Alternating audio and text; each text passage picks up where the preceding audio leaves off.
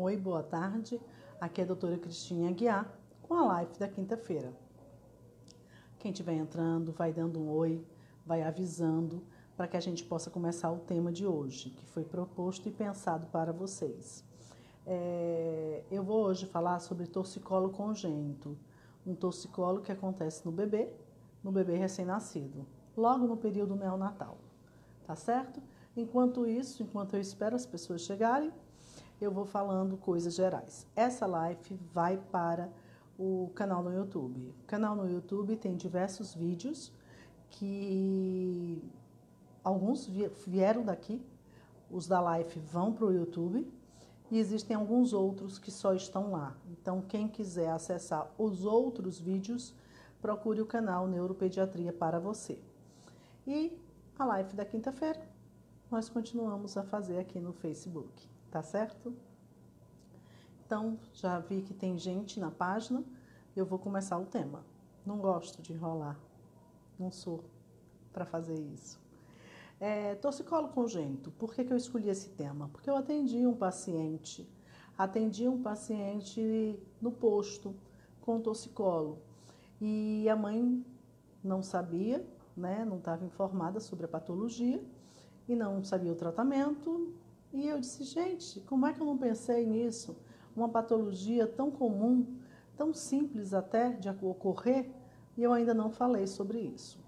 Então, torcicolo congênito é um torcicolo, a forma do aparecimento é igual ao nosso, a criança fica com o pescoço voltado para o lado afetado e ela não vira a cabeça para o lado que está afetado.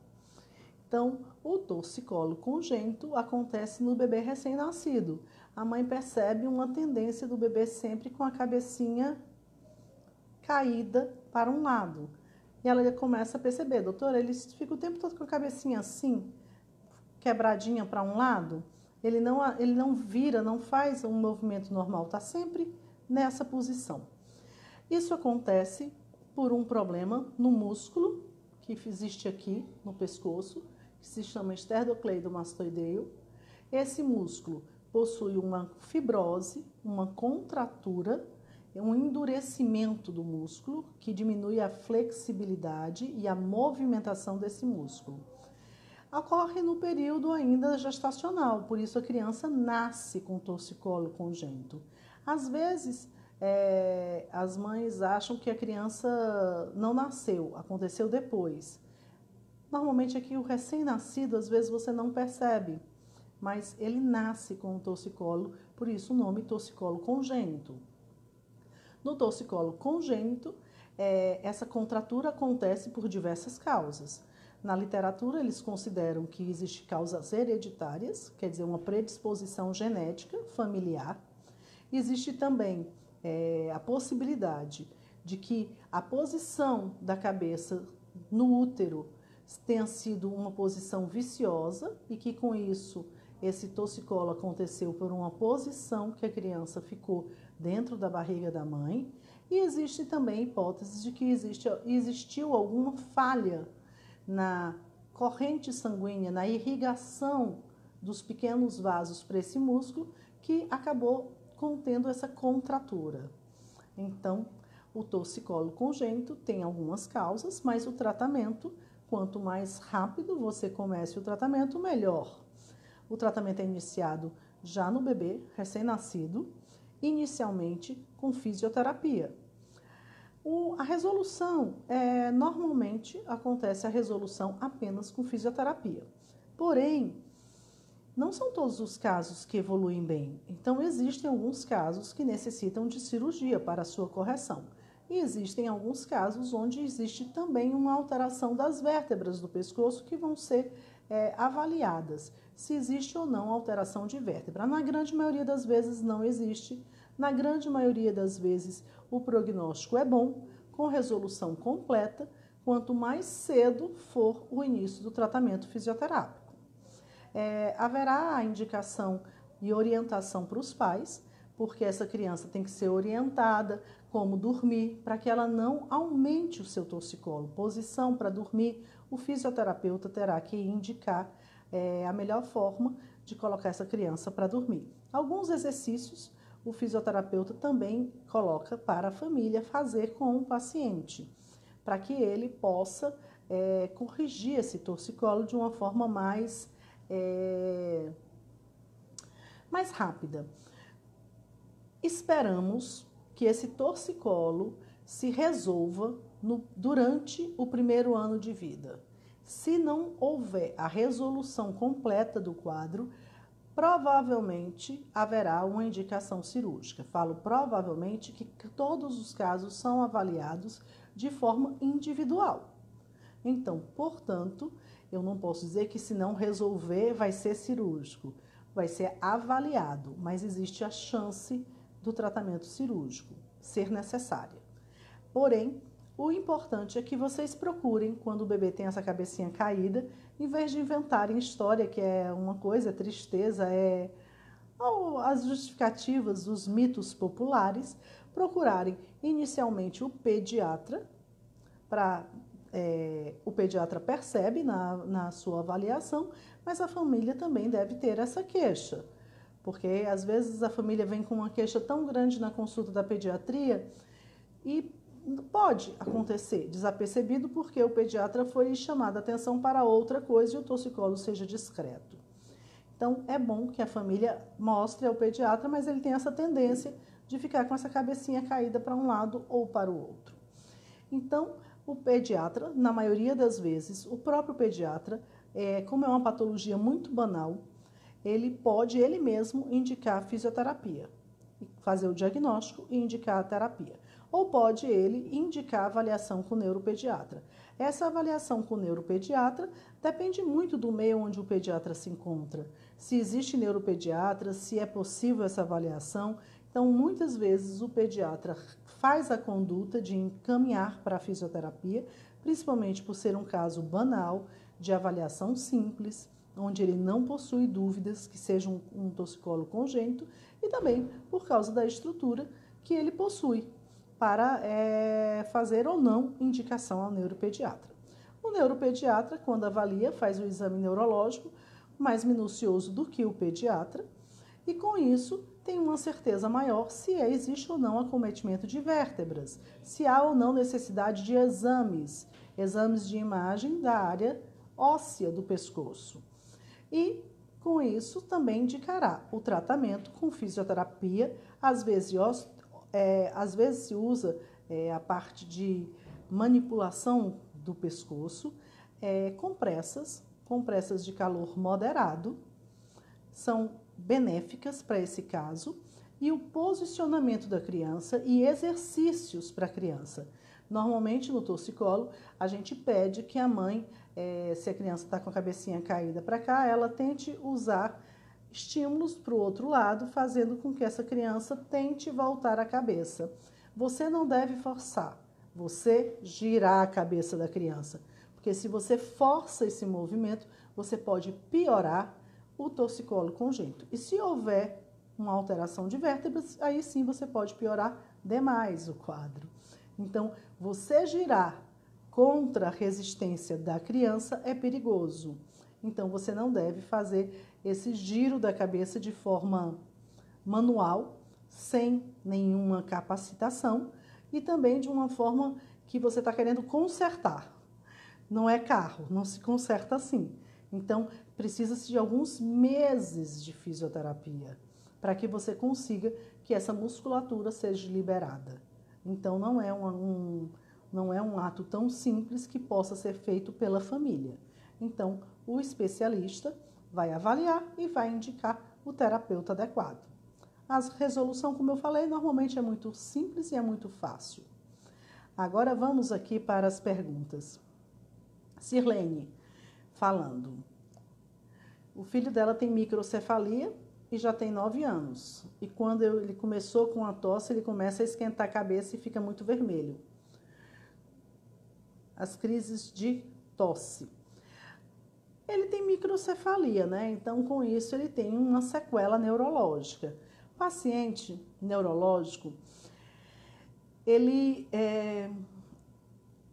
tem uma sequela que dificulta ele a realizar várias funções. Então, assim, o paciente, durante a tosse você coloca a secreção que está no peito para a garganta, você cospe, você engole, mas isso são funções motoras que estão debilitadas na criança com problema neurológico.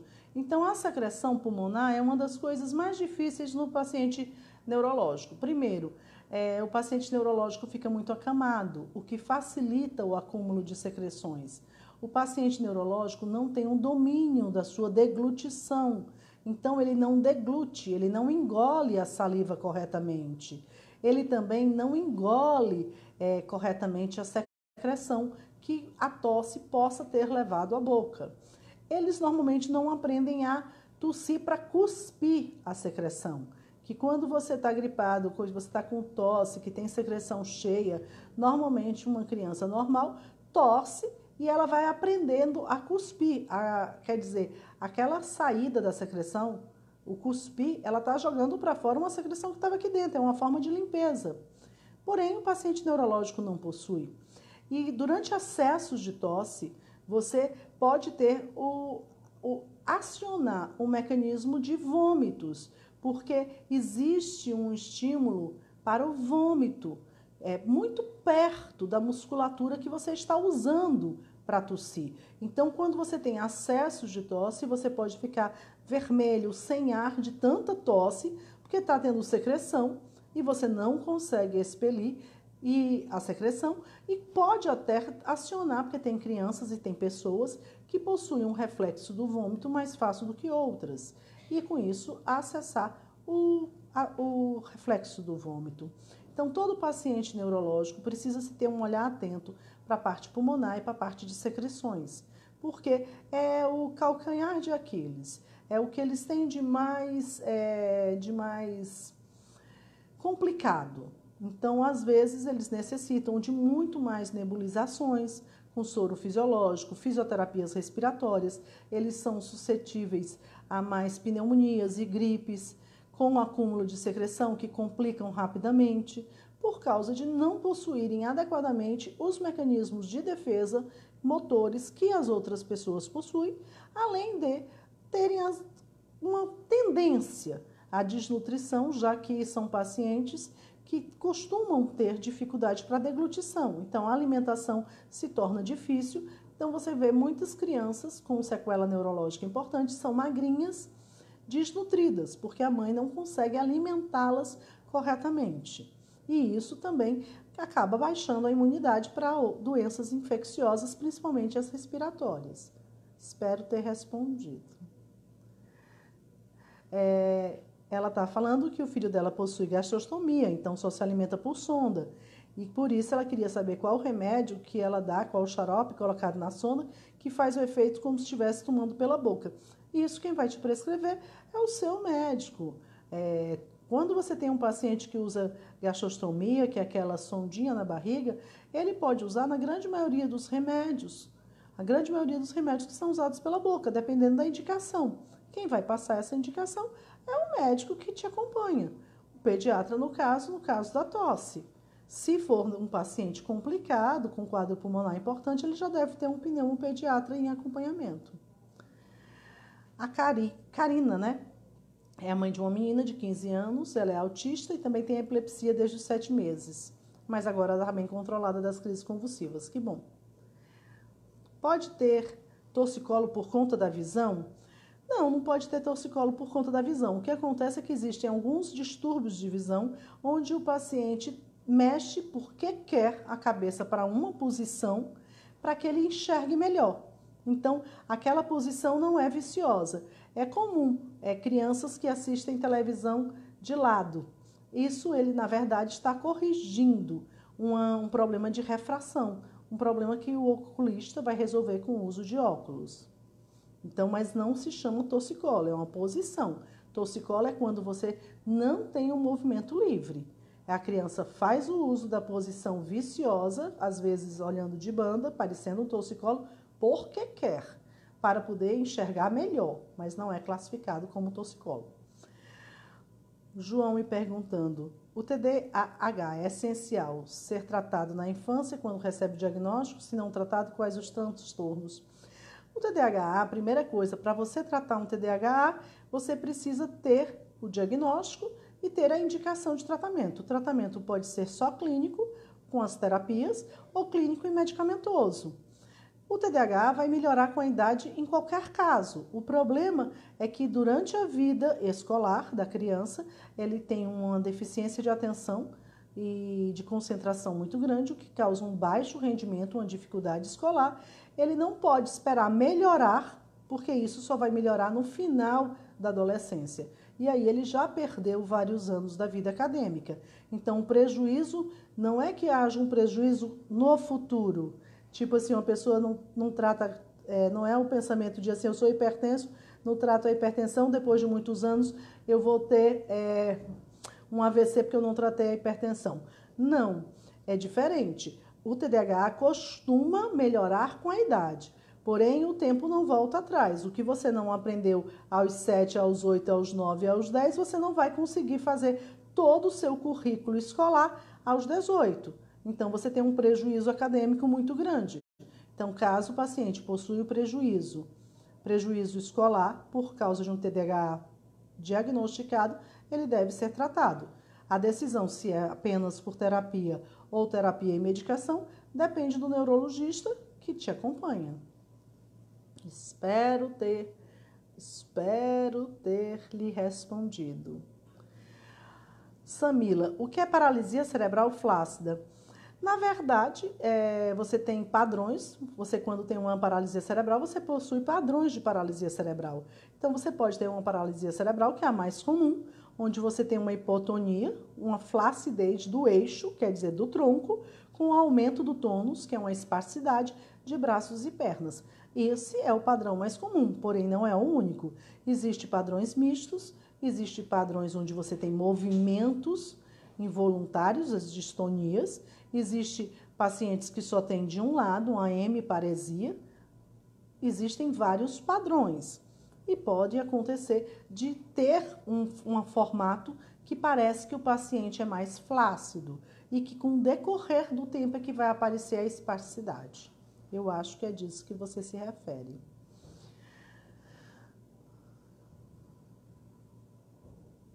Aqui a Aline está falando que o filho usa Rivotril 2 vezes ao dia e que ele fica mais secretivo. Se isso é normal. Não é que seja normal, é um efeito colateral possível. Quer dizer, é normal? Não.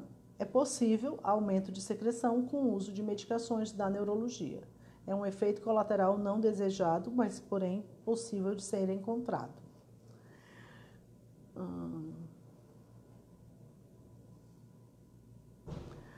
A Cirlei continua me perguntando se o xarope faz o mesmo efeito dado por sonda ou dado por boca.